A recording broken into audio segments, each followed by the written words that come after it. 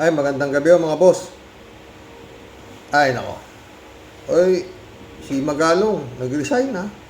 Nagbitaw na sa ICI, no?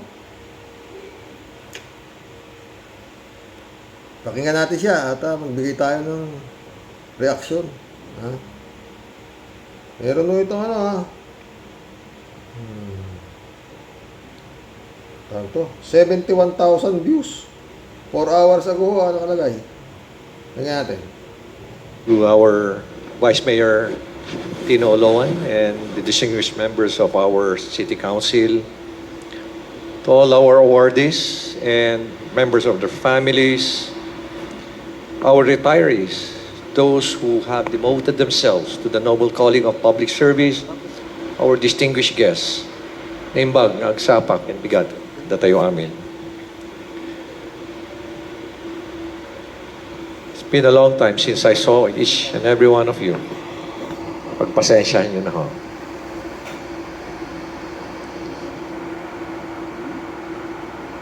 We're gathered here today not only to recognize our achievements, but to celebrate your sacrifices and unwavering commitment to serve. The Breeze Awards is about honoring personnel who consistently go beyond what is expected. Those who embody excellence, deliver extraordinary results and services, and those who serve with overwhelming, enthusiastic dedication. This event is an important occasion because we pay tribute to the pillars of our workforce.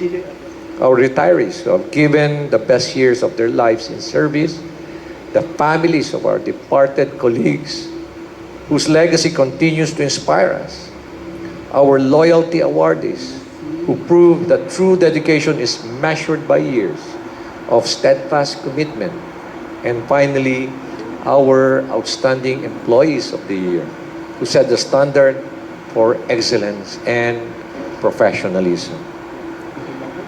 We also commend our employees' choice honorees who earn the trust and respect of their peers, our exemplary departments who show the power of No, ito eh. Magalong, Baguio City Mayor Benjamin Magalong statement on his resignation as Special Advisor of ICI. Pakinggan natin. efforts, and the Star Family Awardees who remind us that service is not carried out by one person only, but supported and nurtured by family values of sacrifice, love, and dedication. Ano kaya to? Ano to? Inunahan niya na mag-resign o bago siya nakaramdam siya na baka siya masibak? No? Kasi may mga lumabas na mga proyekto to sa Baguio eh. Nagawa rin itong Dismaya family, nung mag-asawang Dismaya. Ha? Tennis court yata yun eh. Tennis court. Tennis court ha? Na nagkakahalaga yata ng may 100 milyon. Ilang beses lang yatang nalundagan eh. Nagkabutas-butas na. Oh. Pero sabi niya, dumaan daw sa proseso, sa tamang proseso, yung bidding doon sa tennis court. Ayon sa kanya. Medyo parang medyo tamang duda na. Kasi, tsaka meron ba mga proyekto ron eh, na palpak din sa Baguio eh, di ba? Tapos nag-iimbestiga siya sa mga palpak na proyekto. Kaya siya nagbitaw, di ba? Tuloy natin. Public service is never easy. Each day calls us to go beyond ourselves, to smile even when we are tired, to give even when we are already stretched thin, to rise above challenges and stand firm for the people who depend on us. Yet, it is all... Galing talaga magsalita ng mga politiko, ng mga friend. Mahina-hina ang dibdib mo. Boboto mo. is a sacrifice that is filled with a lot of fulfillment. And this is precisely what I'm going through now, at present. I've never been so busy in my entire life. Ngayon lang, And I would like to apologize to each and every one of you if I cannot perform my task as your mayor of the city of Baguio. It's not an easy task, believe me. It's very challenging and it is very dangerous as well. Fighting all these very powerful and moneyed people in our country today. And I was expecting, I anticipated that corruption is widespread. But now that I've been going around the country, I've never expected that it is just so deeply entrenched. The magnitude is unbelievable. The magnitude is incredible. Ibig mo sabihin, Magalong, nagugulat ka sa nangyayaring korupsyon? Bakit ngayon ka lang nagugulat? Saan ka ba galing? Ha? Nung panahon ni Digong, mas kagulat-gulat Yung Parmali na lang, 628 million o 1,000. 628,000 lang kapital nung Parmali. Nakakuha ng kontrata na almost 12 billion yung Parmali. Ha? Yung patayan nung panahon ni Digong. Sa mga sinasabing ng adik ng mga nangatsinelas, ng mga napatay. Yung pagpapasok ni Digong ng mga pogo rito. Wala ka namang imik nung panahon ni Digong And come to the point. Nagkampanya ka pa kay Bongo. Inamin mo naman na hindi ka pwedeng dahil binigyan ka ni Bongo. Ng tulong. Na pag humingi ka ng tulong, nandiyan na agad ka ang tulong. Madali ka tinutulungan ng administrasyon ni Digong. Di batang Digong, ano aasahan sa'yo? Na iimbestigahan mo. Ha? Ang iimbestigahan mo, etong administrasyon ni Bongbong, yung from 2022 hanggang 2025. Pero yung, wala. Baka kaya nag-resign to kasi pinuntahan na ni Dizon yung Baguio Ha? At marami na siyang nakitang palpak doon Kaya, magre-resign na ako. Na nyo na rin pala Baguio. Tsaka yung hindi lang Baguio.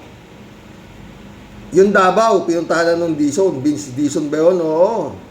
Pinuntahan na at nakakita na ron ng Ghost Project. Teka. Re-resign na ako. Magagalit sa akin yung amo ko. Baka ganun. Matang mo sabihin mo, nagugulat ka sa sa korupsyon na nakikita mo. Di mo naman kailangang umikot pa Dahil may television naman. Malakas naman ng mainstream media ng mga balita tungkol sa mga korupsyon nangyayari. Di ba? Ano sasabihin? Tuloy mo. Corruption, especially in the infrastructure projects or infrastructure sector, has already become a cottage industry, a livelihood program. Sa dami ng pinuntahan naming mga projects, wala ni isa kaming nakitang maayos. And these are in hundreds of millions of pesos. Ibig sabihin yan, it has become... Yun nga. Kagaya tennis court na pinatayo ng Dismaya dyan sa Baguio, hindi maayos. Paano nangyari yun? Ngayon nakita. Kaya siguro nag-resign to Mabubuko di ba? Ang problema kasi mga friend, kung talagang si PBBM gusto nang maayos, sabi niya hindi siya total nag-appoint na rin siya ng politiko. Ito nga. Bakit hindi si Trillanes ang i-appoint niya? Kapalit nito si Magalong nato. Siguradong lahat huhukayin ni Trillanes. Magmula sinasabi ni Bongbong na 10 taon mula yung sa buong 10 taon ang iimbestigahan itong korupsyon na to. Tingnan natin. Diba? may mangyayari. Ito, itsura, malabo to. Yung, ano yun, yung engineer nung Davao, tinatanong, pilosopo pa sumagot eh. Diba? O, eto mga friend, 96.5 million flood control project sa barangay Kulaman, hindi pa pala kumpleto. O, pakinggan natin ha. Meron ito 79,000 views ha. One day ago. O. Baka dito kaya nag-receive.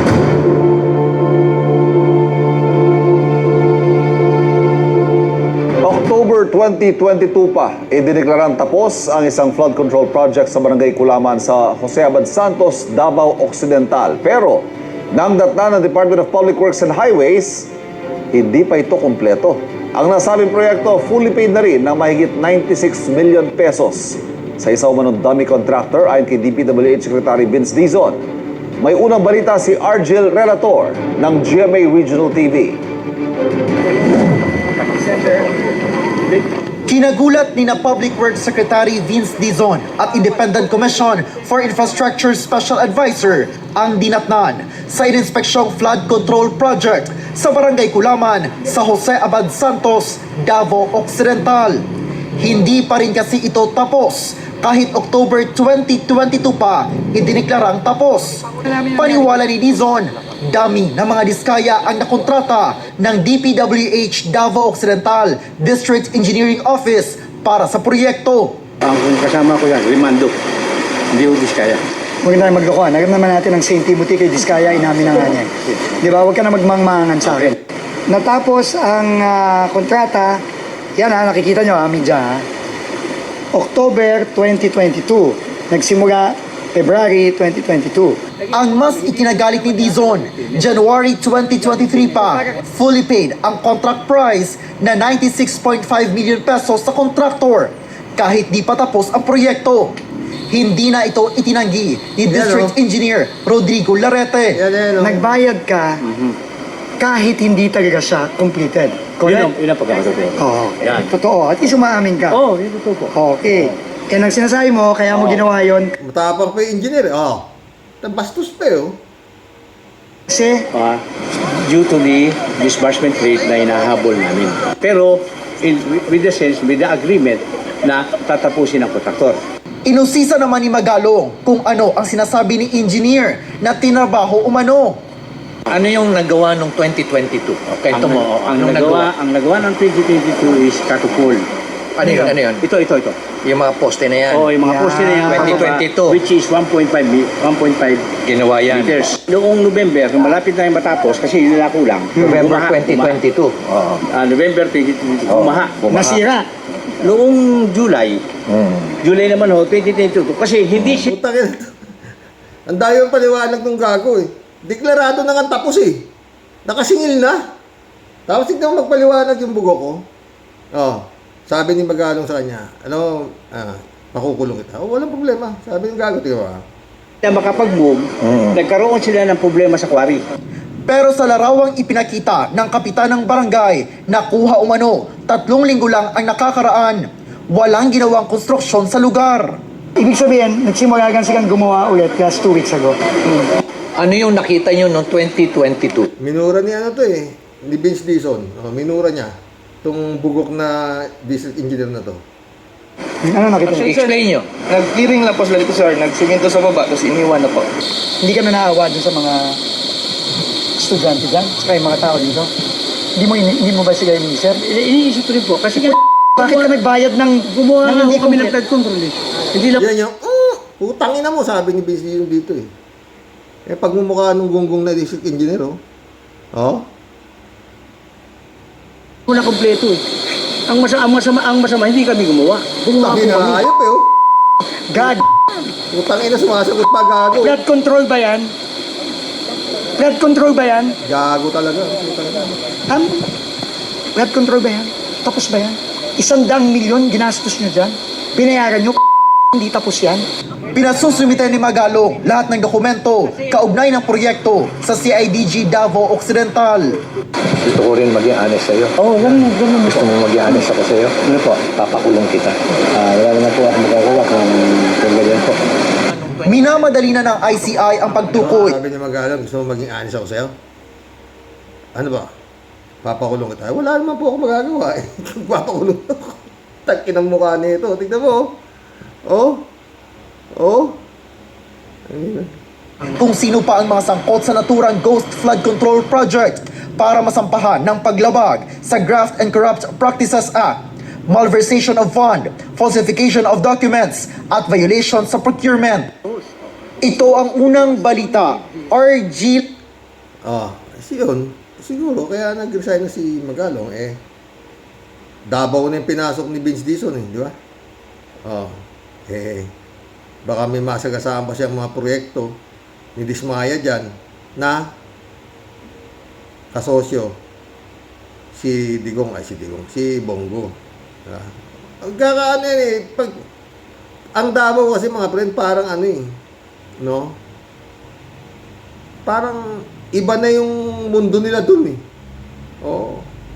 Maski na gaano kagunggong yung mga namumuno ron, pagdating ng eleksyon, landslide. Maski na magnakaw doon, maglakihan ng mga mansyon ng mga Duterte ron, lahat, landslide pa rin. Maski na, kagaya, sabi ni Pulong Duterte, di ba? Walang ikang ghost project sa amin. Yan na. Wala Yan ang, masakit na ito, kakasuhan. Ito, kakasuhan daw to. Itong gunggong na district engineer na ito. Kakasuhan. Baka mamaya, wala na to Tatago na ito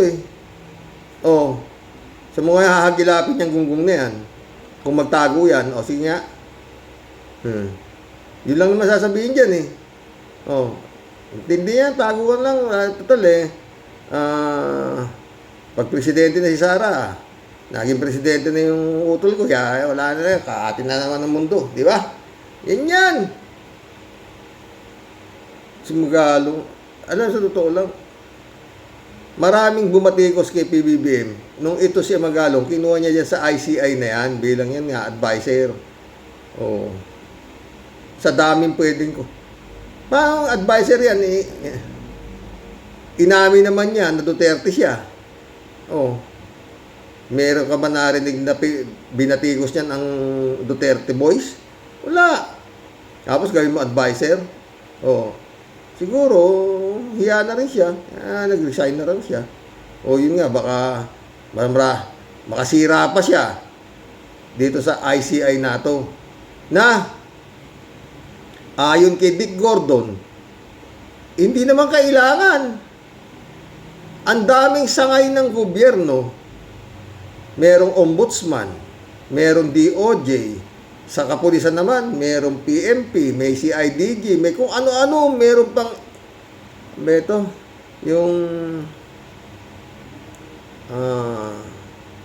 basta marami, may ISAP, may kung ano-anong sangay ng gobyerno para sa batas meron pa yung kay Sara Duterte, meron yung intelligence na nag-aano raw ng mga insurgency. Ang daming sangay ng gobyerno na para gumawa ka na naman ng isang sangay ng gobyerno para humabol ng kurap.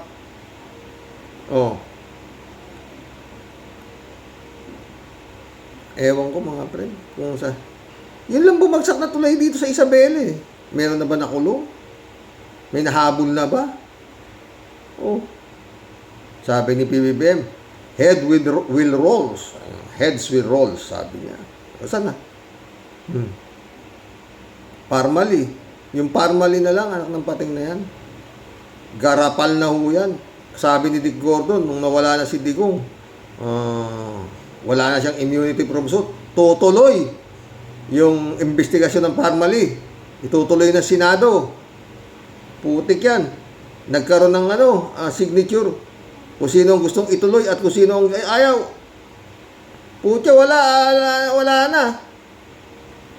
Walang pumirma halos para ituloy yung putang ng investigasyon ni Dick Gordon.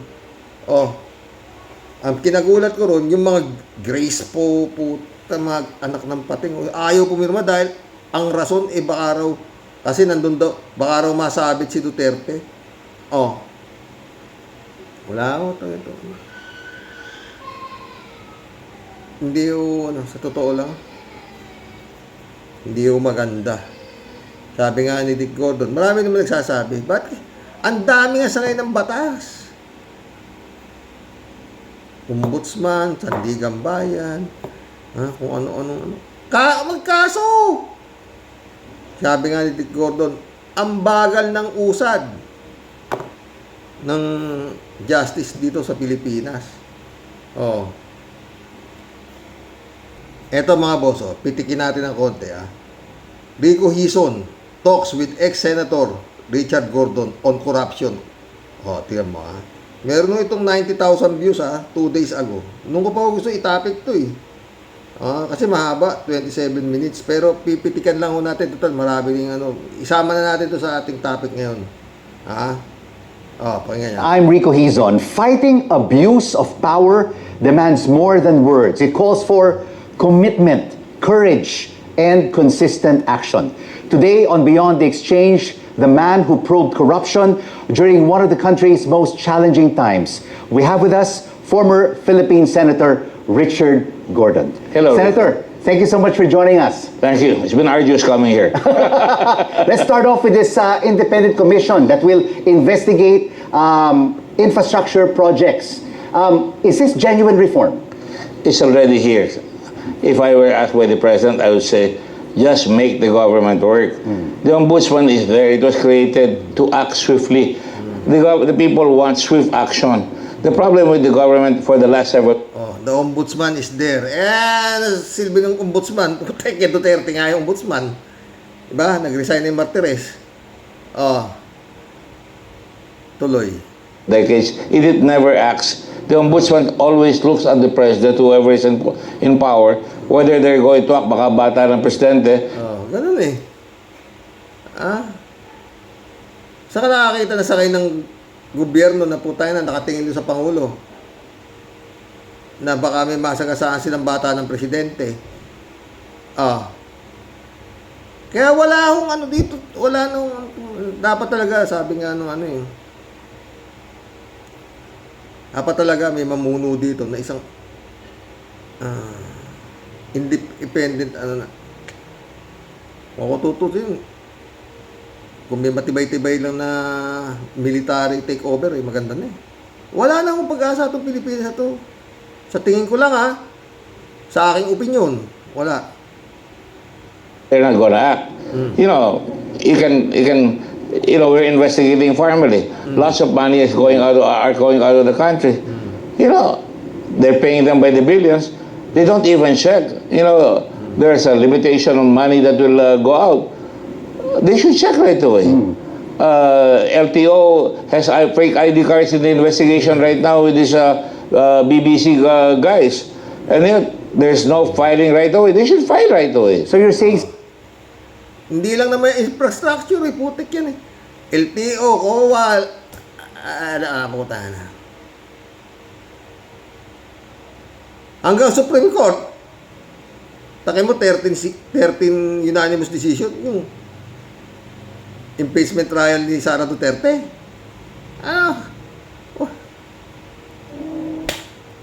Walang magawa ang taong bayan kung hindi, wala. Hindi naman nila mapalaya si Bongbong. PBBM, bakit? Papalit, mas demonyo pa Mas grabe pa Sabi nga ni Ka-Percy. Dito na ako kay Bongbong, sa bumalik pa na sa Duterte. Diba? Tuloy natin. Senator, that this independent commission that will investigate corruption in infrastructure projects is just another layer of bureaucracy. Well, it's a comfort zone because at least this will be the President's people. Because some of the people in the government were still the past administration and we cannot seem to get away from it. In fact, this country has been run by the Aquinos, the Marcoses. They're still on our shoulders. We have never been taking the monkeys out of our backs. So what is important really is get the government to work. The government is in a river. He says, oh, we put money here. How come there's no progress? Right away, DPWAs should be jumping, sir. Walang nangyari dyan. Huhulihin na namin kagad. We'll catch them right away. So you're saying then that if systems are in place. Di ba, tama ang sasabi ni Senator Dick Gordon eh. Nakita nyo na, wala, ninakaw eh. Puta, bakit hindi nyo pa arestuhin? Kung sino yung ano dun, iimbestigahan na naman sa Senado, Kongreso, o ano-ano, tanong dito, tanong, arestuhin nyo na! Kitang-kita na nga na putang ina. Daang milyon ninanakaw, tapos, kagaya kanina, di ba, pinakita ko sa inyo, yung gunggong na district engineer ng Davao. Sabi ba, alam mo kung anong, papakulong kita. Walang problema eh, kung yan ang mga ano ko, di, tapang pa. Dapat yun, aresto na yun eh, dahil ang liwanag na nagnanakaw. Ay? If we make the government work, we don't really need this independent commission. That's correct. That's correct. Why are we going to ICC? Kung gumagalaw lang ang sakay ng gobyerno, bakit kailangan pa yung ICI na yan? Ito maganda yung sinasabi ni Dick Gordon. Why are we going to ICC? To prosecute Duterte. We have courts. We always say, I've always said that we have courts here, but the courts are not working. The fiscals are not doing their job. We're not prosecuting. We have to prosecute. And if this indeed will be a successful independent commission, it has to work. Sabi ni, bakit ginamit natin, meron man tayong batas. Ayaw mag-prosecute eh. They are not doing their jobs. O kaya nakaparating si Digong sa ICC. Ngayon sabi na naman ito mga ungas, bakit hindi nyo kinidnap ko? Putang ina. Ay, high blood ako. Teka nga, inom nga ako ng losartan. Pinost ko yun. Tuloy. At uminom nga ako ng losartan. Because it's another layer of bureaucracy. But could it also be corrupted? Well, I hope it will not be corrupted, but can they arrest? They don't even have appropriations. Just to make the rules, it will take time. So it will take time again. Speed is the name of the game. Yes. And slow justice is the enemy of the people. So when you say... Speed is the name of the game. And slow justice is the enemy of the people. Pag marami kang pera, marami kang abogado, putang ina yan, dekada. Lalo na kung may kapit ka,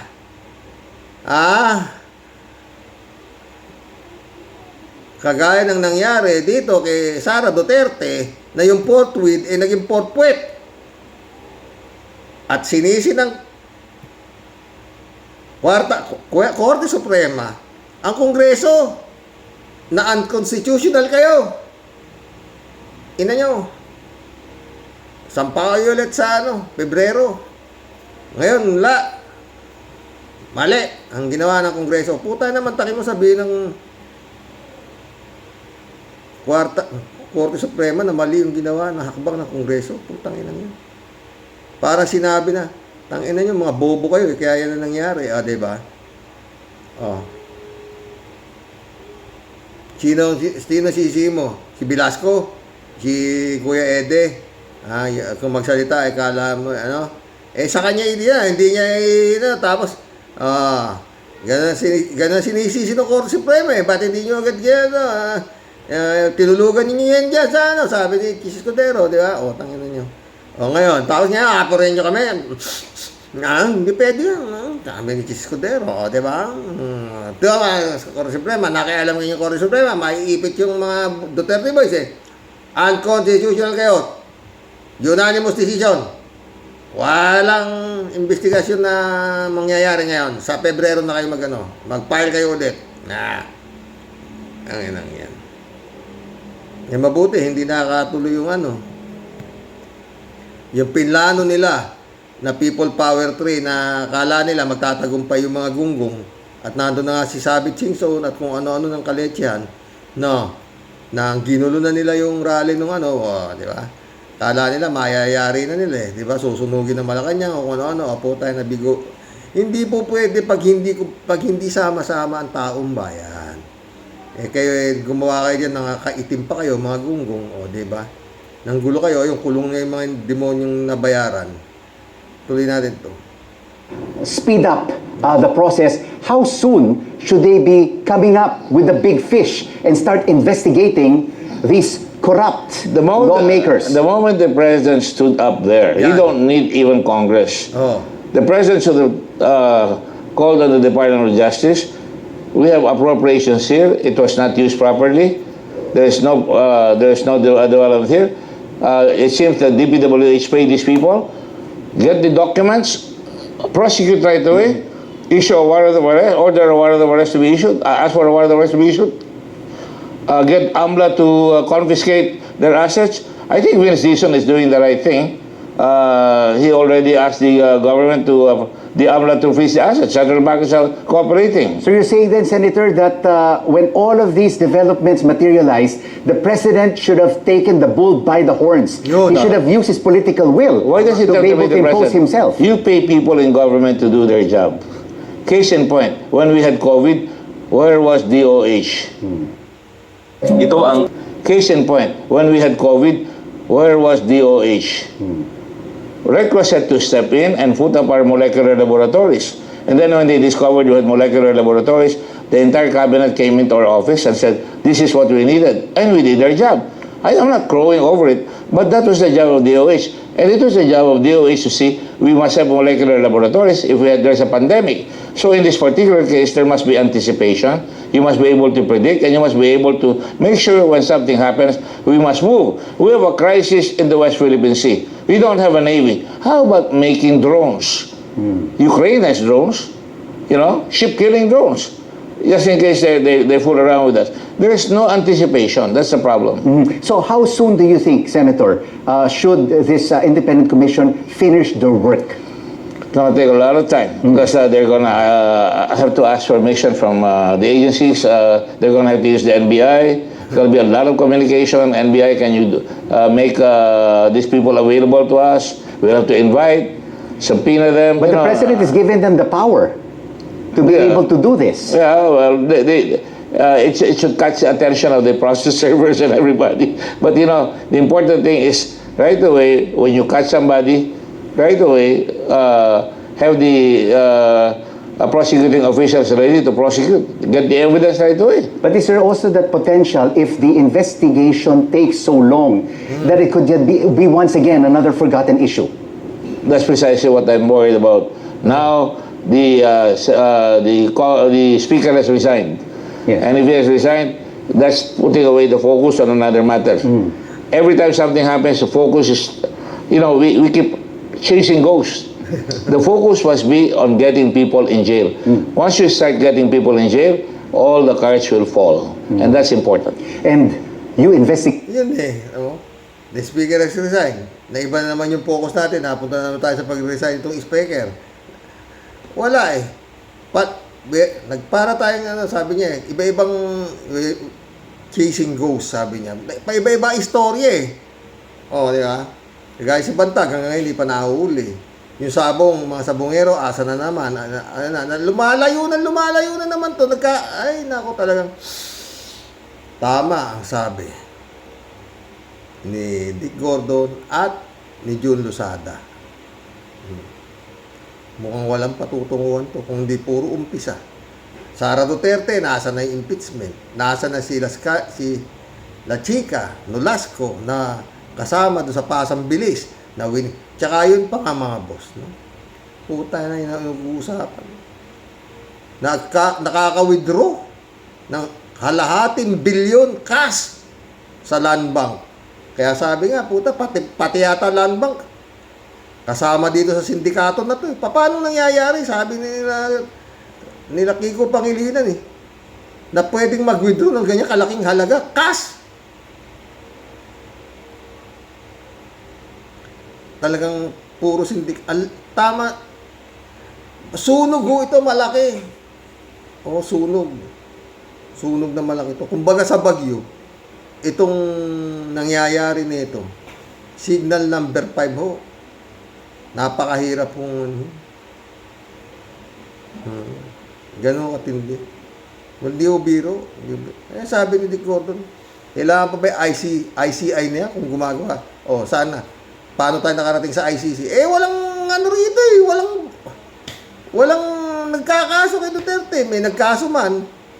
Nagkaso nga to si Trillanes, kay Pulong, kay Juan Scarpio, at kung sino-sino kinakasuhan ni Senator Trillanes. Meron naman siyang ebidensya natutulog sa ombudsman. Ha? Wala ho.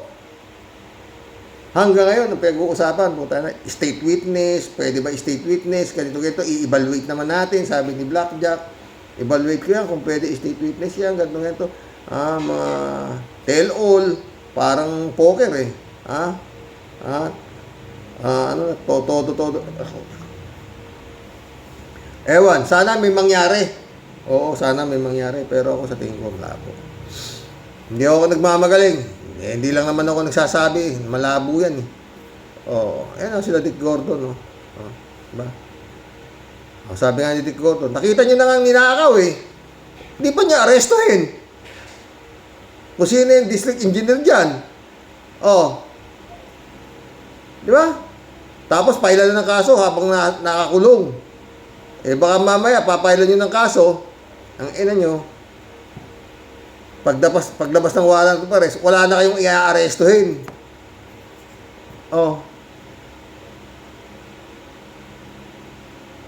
Ano pa ba ebidensya ang gusto nyo makita? Putang ina, wala nga kayong makita sa kagaya yan, yung inspection sa Davao.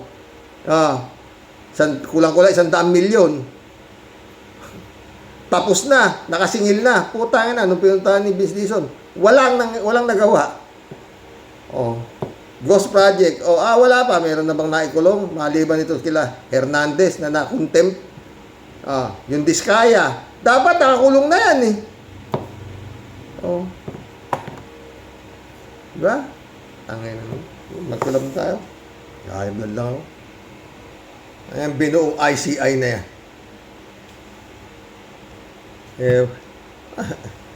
Ano yan? Lagay-lagay mo. Magalong. Hindi ba alam ni PBBM na Batang Duterte si Magalong? Para ilagay mo dyan sa ICI na yan. Ba yan? Ewan ko sa'yo. Nag-resign na dahil in-inspection na yung Davao. Sabi ni Magalong, mahirap na.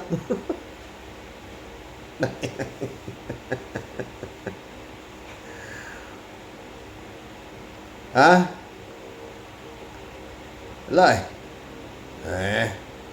Ang ano natin 2022 lang eh. Ang alam ko na sasama ko sasama niyo ako sa Davao eh.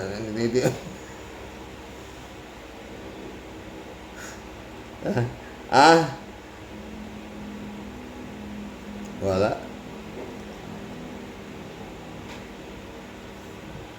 Shout out ka lahat ni Baya. Po. Ewan.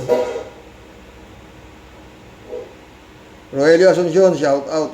Saka Karox, di na dapat pinag-uusapan dyan ang nangyari kay Duterte, out of topic na yan. Yun nga, flood control ang asikasuhin at mga batas na ikagaganda ng bayan. Dapat stop na yung mga ganyan salita sa Senado. SP Soto, move on naman po sana tayo. Yan na naman eh. Ginagamit itong Senado para pa nagagamit ng Duterte death squad ng mga anong Duterte. Ewan ko anong klase. Sumagot si David Ali Mendoza, shoutout. Di po kasi arok ng pag-iisip ni Kimo ang mga pangyayaring scam sa flood control, kaya doon na lang siya lagi sa kidnapping ni Katay Digong nila. Hindi, maski hindi lang naman si Kimo eh. Kung si Bato, yan din ang inaano nila na gumawa sila ng batas na ipabalik si Duterte rito. Puta, baka magkaroon pa ng butuan yan ha.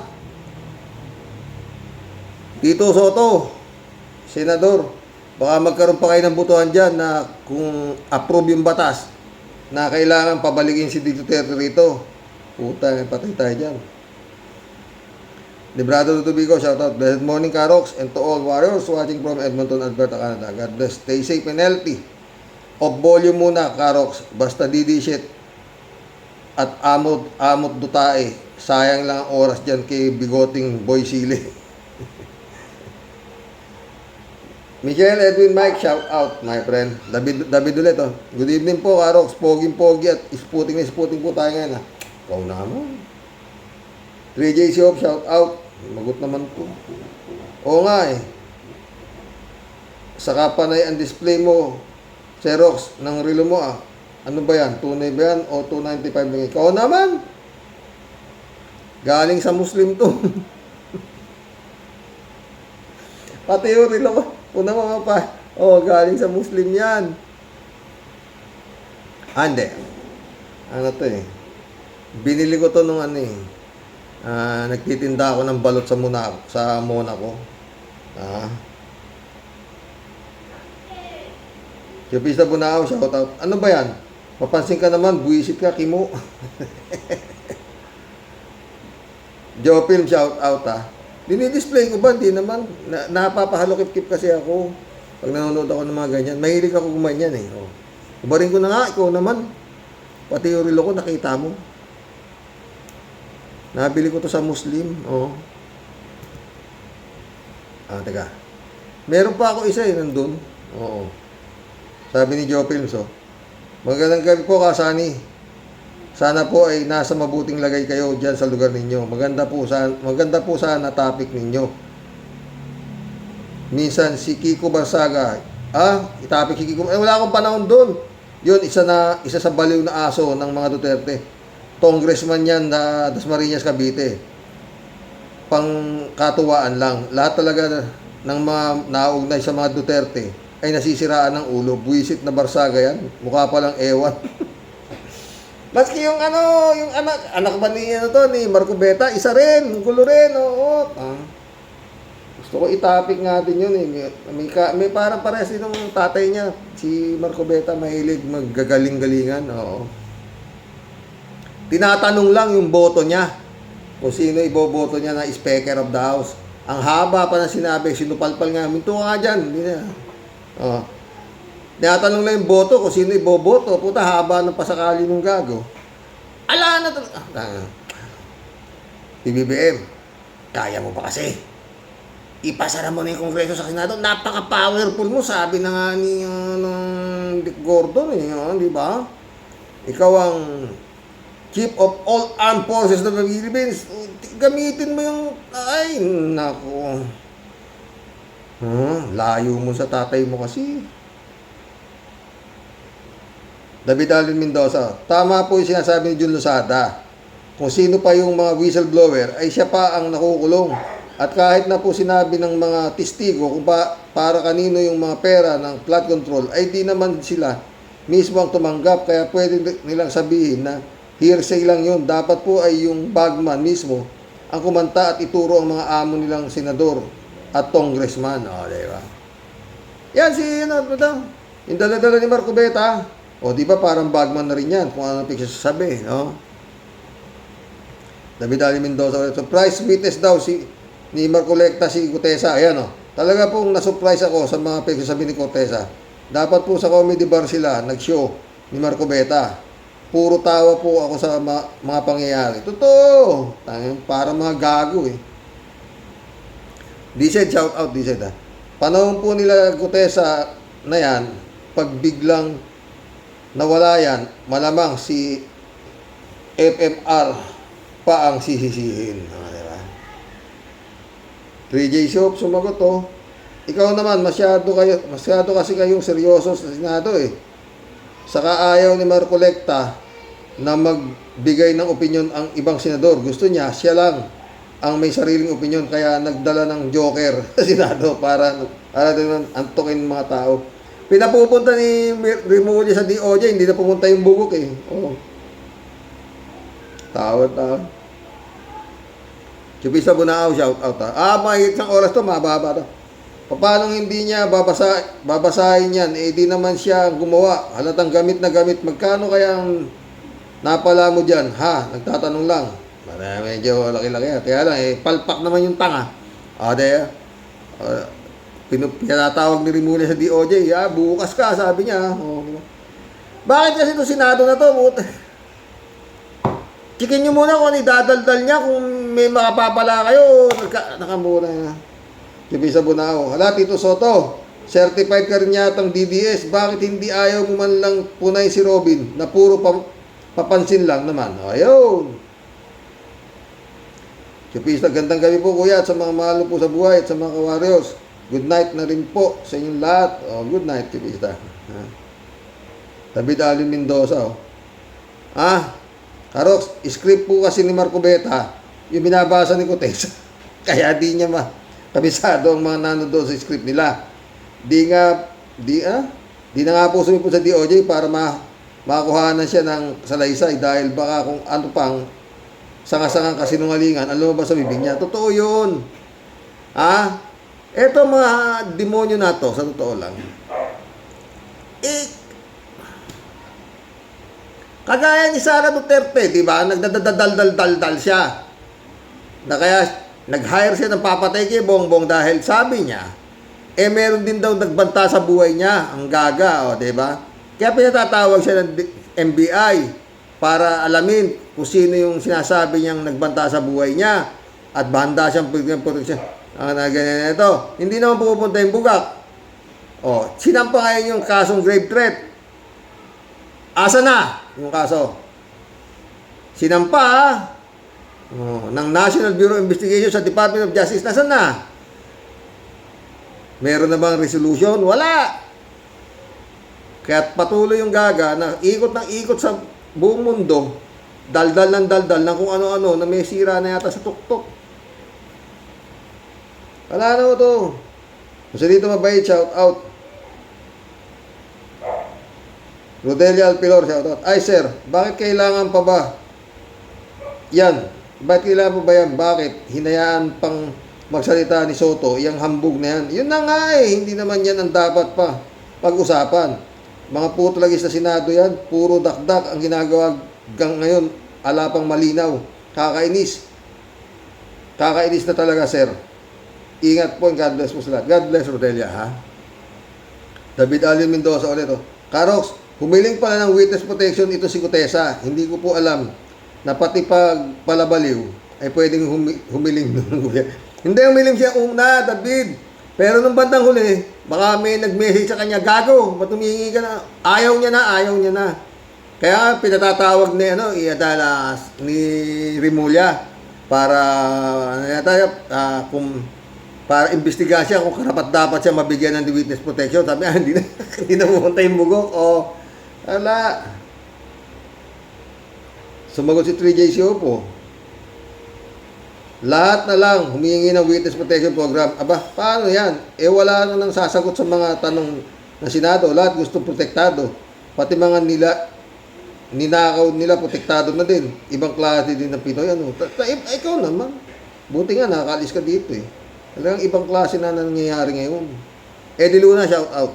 Hi, hello Karox. Narinig kong kumanta si Sara Dutae. Parang gabi ng lagim. Nakakilabot. Saka parang pinupunit na yero. May kalawang, kapal na muka. Hindi talaga nahihiya. Malala na talaga sayad. God bless Karox. God bless Eddie Luna.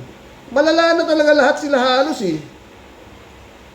Basta pamilya Duterte may sayad. Ang problema, ang daming sa dami nga nang nanakaw Ang galing talaga ng Duterte nung panahon ni Digong. Lahat yung mga militar, mga general, binigyan ng mga pwesto. Sino magkukudita sa kanya? Pinwesto, tinusitea sa sahod ng mga pulis. Ginamit niya, halos yung mga kapulisan, ginamit niyang private army niya Diba? Custom. Monipulado nung Davao Group. Sabi ng mga nakakulong ngayon na nagpapasok. Grabe. Asan?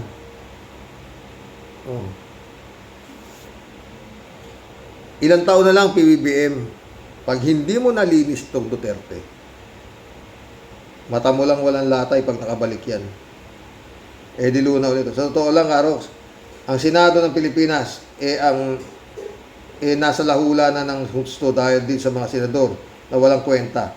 Yung ibang magagaling na senador nadadamay tuloy katulad ni Senator Rizal Tiberos, Ping Lacson, Tito Soto nadadamay. Tito Soto mukhang alanganin din ako Bakit pinababayaan niya gamitin ng mga gunggong yung Senado? Siya Senate President. Tapos tatayo si Kimo sa kasi bato. Sasabihin, nakidnap yung si Duterte. Ano ba yan?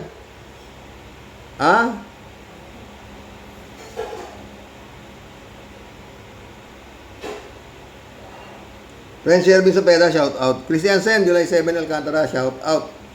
Annalisa Pulinar, shout out ha. Sabi ni Tia Delio. Sir Rox, lupit po talaga ng batas para makita po natin lahat na nakamit po talaga natin ang tamang hustisya. No? Wala pong kwento lahat. Wala pong kwento lahat yang puro pasikat na yan at puro pa-grandstanding na hearing na yan. Kung ang ending po tumitimbwang lang po sa tuwa ang mga pinutukan po ng lintik ng mga buhaya. Totoo yan. Hay, nako Sir Rox. Tantanan na po nila yung palabas na sarsuela, giba-giba. Aksyon po ang dapat. Bitayin at ikulong po dapat ang mga demonyum pactum sa tatasyom ng mga walang yung buitre. Parang awa nyo na po mga kagalang-galang na hukom po na Senado. Hindi po drama at puro kasinungalingan ang gusto nung makita ng ating pong mga kababayan. Ano po? Grabe pong anomalya, kurakot, pagnanakaw at kung ano-ano pong karumaldumal na puwerwisyo ang dinadanas ng ating bayan at mga kababayan. Hagupit po ng latigo at sentensya na po dapat ang wala na pong papitik-petik pa. Nakakasawa na pong manood at makinig po na puro na lang po contempt, nakakaluga na po ng tenga at nakakakulaba na po ng mata. Pelikulang puro bida, puro po bitin, ending ng istoryang walang katorya-torya. Sino ang di masusuka, Tia Deli? May topak na bitayin na mga buhay. Ay, Tia Deli ka. Buti nga kayo, nandiyan kayo eh. Elizabeth Iscari. Ay! Mga friend, bukas na ako. Kawawa ho magsasaka. Bukas ho pag-usapan natin. At tsak! Bukas natin pag-usapan. Magpapaldo na naman ang mga negosyante. Yan ang isa sa topic natin bukas. Ayoko nang usama mag-isang oras mahaba pa po itong aking makikipag-collab sa inyo. No? Elizabeth Iscari, shout out. Good evening, Sir Rox. Umepal na naman ito si Robin na wala na masilbi dyan sa dado. Dapat tigilan na din natin ang Pinoy ng mga... Dapat tigilan na din natin mga Pinoy ang mga katulad ni Robin, Bongo, Bato at Aimee na wala ng kagaya nilang sweldohan natin kasi ninanakaw din nila ang pera ng bayan na kagaya nilang walang silbi sa ating bansa at naglilingkod lamang sa isang pamilya. Ay, nako. Yun nga, tangina. Nilo Fernandez, shout out. Nagsasalita ang aso ni Duterte. Yun nga. Nilo ulit Si Boy Engot, napakamot sa ulo. Dapat kay Marcoleta. Ban na sa hearing. Panggulo lang po. Diced, good morning Sir Rox at sa lahat ng mga kawaryos. Diced. Ted, shout out. Kimo at Marco Beta, parehong mag-isip sablay. Ulit. Pastor Dilagon, my friend, shout out Adorasyon di Maranan. Tia Deli. Friend Amy Bingson, shout out. Sabi ni Ted, kawawang state witness. Siya pa ang makulong. Ang kapangyarihan nga naman ng pera. Kawawang mahihirap. Pag-asa na lang talaga ng bayang Pilipinas. Matutong bumoto ang mga tao ng tamang manunungkulan sa gobyerno. Wala nang pag-asa yan, Ted. Kung yan ang hinaan mo, panaginip na lang yan. Tulad ni Rizal Tiberos, Trillanes, Espiritu, Lacson at Lenny Robredo. Iwasan na ang mga DDS. Wala na, mahirap na mangyari yan, Ted. Bong Tupa, shout out. Bugok, talagang senador, move ka. Bugok, talagang senador, move on ka na, boy. Nga Ramon Valencia, shout out. Bossing, hindi naman yata yan ang nakainom ng... Bossing, hindi kaya naman nakainom na naman ng gamot niya. Si Kimo. Ramon ulit Bossing, dapat sa kanya, pag-aralan muna ang istorya ng panahon ng martial law at dapat because nabarayan ng mga sinatong 80-80 talaga. Talaga ang hinayupak. Ako alam ko Ako alam, oo, hindi siya kinidnap.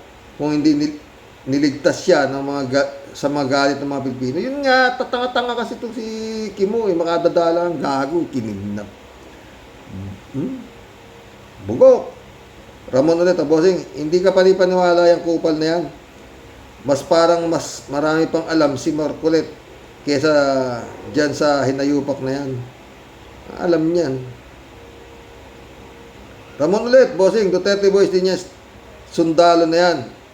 Nabulungan yan na huwag siyang magpalagay sa witness protection dahil hindi siya matuturuan kung ano ang susunod na sasabihin niya at baka hindi siya mabayaran ng milyones at isang kotse ni dismayado at hindi rin niya mabisita nila Marcolet, General Problem, Jingay at Joel Islord. Hindi siya mabibigyan ng tip kasi makikita sila ng CCTV camera. Malapit pa naman ang Pasko. Sayang naman ang bonus. Kaya nagbago ang plano. Sana lang mali ako. Yun nga, nagbago ang plano ng tanga eh. Dati humingi siya ng witness protection program. Bandang huli noon, punta kay ka, sabi ni Rimulya at kita, parang susuriin kita kung dapat kayong bigyan ng ano. Hindi na. Ayoko na yan, sabi niya. Nung pinapupunta siya sa DOJ, hindi na. Kaya ko ng sarili ko, sabi ng tanga. Ramon ulit, bossing, yung kanta ni Piatos, walang kabuhay-buhay, parang tula o balagtasan. Sana nagpagawa na lang siya kay Nyolo, disco pa ang dating. Nanonood to kay Nyolo. Oo, Ay, Nyolo. Ramon ulit, bossing, kamusta na lang sa lahat ng mga Karaoke Warriors at sa pamilya. Sana safe kayo lahat ng bagyo. Wala, okay lang dito. Okay. Mary Lebron, shout out. Romeo Calusa. Itong si Ruben, nakakasira ng araw. Ang animal, puro kidnap. Matanda na. Kesyo nalayo sa pamilya. Whatever, tumigil ka dyan. Sa mga atungal mo. Punyeta ka. Bugok nga, hype na yan. Meron ba na kinidnap? Tanga-tanga mga putang nito. Meron ba kinidnap na nadadalaw? Tangina nyo. Kung hindi ka pinadalaw, di mo ka eh. Meron ba kinikidnap na pwede yung dalawin? Mga abnormal. Mapapamura ako, putang ina mga ito. Gago. Mary Lebron, sana bumalik na lang ang mundo para makita lahat ang mga nagsisinungaling, mga sakim at mga sarili. Lord, I pray for your intervene sa problema ng mga Pilipino against corrupt politician and contractor at mga sakim at mga sarili kasi hindi namin kayang labanan ang mga kasinungalingan nila. In this I ask, in Jesus' name, Amen. Basta Mary Lebron, God moves in a very mysterious way. At nararamdaman naman natin na ang mga nangyayari talagang gaya ng bagyo. Nabuko lahat itong mga demonyong mga magnanakaw ng mga putang ng mga to. Ang problema, yung pag-implement ng justice sa mga hayop na to. Paano? Sabi nga ni Dick Gordon, nakikita nyo na takipin nyo na saka nyo kasuhan. Kung minsan, tama rin to si Tulfo eh. May panahon na pa talaga medyo baliin ang batas. Hindi puro due process ng due process. Kagaya niyan. Nakita na magnanakaw. Hanggang ngayon, nakakamputan na, nakakalaya pa siguro. Hindi pa nakukulong. Dapat yan, nakakulong na sa kulungan yan eh. Yung mga magnanakaw na yan, huwag mong isama sa Muntinlupa o whatsoever sa mga preso. Meron silang isang lugar na dapat pagkulungan na hindi na sila pwede lumabas hanggang hindi tapos ang kaso. Dahil maliwanag naman ang ebidensya na talaga sila ay mga magnanakaw. Tangina mo. Napakasimple eh. Pinahihirap eh. Naingay na naman yung apo ko, naririnig nyo ba? Mary Lebron, baka bilyon ang binayad niya sa kanya, tinanggap niya. At alam niyang scripted yung sasabihin niya sa harap ng Blue Ribbon. Oo. Baka yan nga yung mga tauhan ni Sarah eh, na sinasabi niyang magagamit niya sa bloodbath kung dadating yung kanyang Kaya inuumpisa na ng mga gago. May parating pa yan, tignan mo. Marami pang dadating yan. Perdes ano, good morning po Karox, Robin Hood. Ano na naman yan, tapos na yan. Ang importante, yung issue ng korupsyon sa flood control project mula nung administrasyon Duterte hanggang sa administrasyon Marcos na dapat panagutin at pakulong ang mga tiwaling politiko. Yan ang importante sa ngayon na inaantay ng taong bayan, katarungan. Hay nako, Robin Hood, epal na epal ka na rin dyan. PJCO po. Xerox, kaya nag-hearing sa Senado para malaman natin ang katotohanan ng blood control scam na yan. Pero ang mga senador na rin ang pumipigil na lumabas ang katotohanan. Tulad nito si Marcolecta, peke ang sinalang na testigo, sila Bato. Ano pa maaasahan natin dyan? Wala nga, basta talagang sa ngalan sa lapi ang mga senador na pulpul sinasamba ang pera. Pero may pag-asa tayo sa Rox. Hanggat may isang matinong Senado, gagamitin siya ng Diyos para magtagumpay sa katotohanan. Sana. Basta may Diyos, tapos. DJ Xerox, ang kawawang mga driver na nag-deliver ko noon ng datong sa mga senador, sila pa ang malamang makulong. Well, sabi ko naman yan before pa, yung mga maliliit na tao ang makukulong at yung mga buhaya na ilog pa rin at palangoy-langoy lang. Totoo. Marilo Pabianak, shout out Jeff Ramos, shout out Oy, brother Reles Ischio. Tawag ka at magkakwento na tayo. Marami tayong pagkukwento sa Ayaw naman kinatawagan. Baka mamaya busy ka sa pangingisda ng isda. Marilo Pabianak. Good day po tayo sa mga warriors. Napakamali naman po ni Marcolecta. Di man lang pinaalam kay Senator Lacson. Tila siya pang umakto na chair. Ayan, surprise nga pero after mag-testify, madaming question ng abogadong nagnotaryo, bida-bida pa rin. Tila nandyan lang si Marcolecta para sa mga Totoo, hindi lang siya, marami sila yung mga gunggong yan Matatapos ang taon, baka wala pa rin tayo makikitang napaparusahan. Malamang, Marilo Pabian. At yung nga po, kapag nagkataon, mga whistleblower pa magdusa, isang miracle mula sa ating makapangyarihan Diyos na para dito po sa malalang korupsyon sa ating bansa. Talaga. Kaso nga, nagmimilagro na nga si Lord, etong nagpapaano ng wala Marilo Pabiano. Sabi nga ng Panginoon, nasa Diyos ang awa, nasa tao ang gawa. Kaawaan man tayo ng kaawaan. Hindi naman gumagawa, wala. Ilan yan.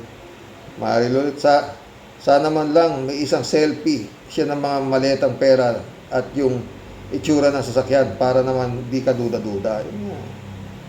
3JCO po. Xerox, buti naman at nag-resign na si Magalong. Unconstitutional pala yung kasi kasalukuyang mayor siya sa Baguio. Sana si Trillanes ang ipalit. Naku, tiyak naluluha ang mga senador na kurap sa flood control scam. Totoo. Sapol na sapol. Sina Quezon de Bola, Jinggoy, Boy Dila. Yung mga Jinggoy, Boy Dila, mga kung ano na yan. Isa lang ang makakulong dyan. Laking accomplishment ni PBBM. Isa lang. Huwag ng lahat. 3J siya po nito. Hello to kalat ni. Patay tayo dyan. Kung ako sa iyo, makipag-break ka na dyan sa sweetheart mong si Sarah Jing. Tumira ka na naman, Miss Aruba. Di naman sexy yan. Ang laking bulas pa. Saka nakakatakot ang mata pag umiikot. Sayang lang panahon mo dyan. Buti pa, humanap ka na lang ng pangit at mahalin mo ng tunay. Wala ka pang kaagaw. Ay, 3J. Sasagutin ka lahat ni kala mo. Si Ali Jaser, shout out Ano naman kinalaman ni Marcos Sr. sa nangyayaring nakawa sa flood control? Bakit nabanggit ito na yung namatay na? Ito talaga senador ng DDS kung ano-ano sinasabit na sa topic. Kung buhay pa si Miriam Defensor Santiago, ewan ko lang kung hindi birahin yung Robin Hood na yan. Ay, nako, puta. Baka hindi na po, pero makapal ang mukha yan. Makikipag-debate pa yan, tignan mo. Kailangan mo nakipag-debate kay Bart Tapner. ina mo, kay mo. Ang kadibate raw niya si Coco Pimentel, isang bar topner. Ay, top notcher pala, sabi ng gago, puta. Meron pa siyang battery o ano, puta. Tangina mo, kay mo. Mag-resign ka na, kay mo. Puta, babaawa ka sa Pilipino. Tangina kayo. Puta kayo talaga. Ay, nako. Totoo yan sinabi ni Sir. Puro lang kung nakakukulong yung dilis, yung pating ahayay ang buhay. Basta may kwarta, laya ka. Pag wala kang pera, kulong ka. Walang pupunta niyan, pera lang yan. Sinabi mo pa, Shirley. Shirley ulit oh. Bakit kayo makakolekta dapat kay chairman ng Blue Ribbon, si kay Ping, sila sumunta? Yun nga. Eto si Defensor, Mike Defensor, puta, parang may topak na rin to. Nananahimik ka na eh. Gumawa ka pa na istorya. Ba't si Marcoleta ka dadalhin? Tanga. Sa Senate President kagago talaga ito. Kakapal na mga mukha nito, mga hayop na ito. Ewan. Paulit-ulit. Ito po ang impyerno.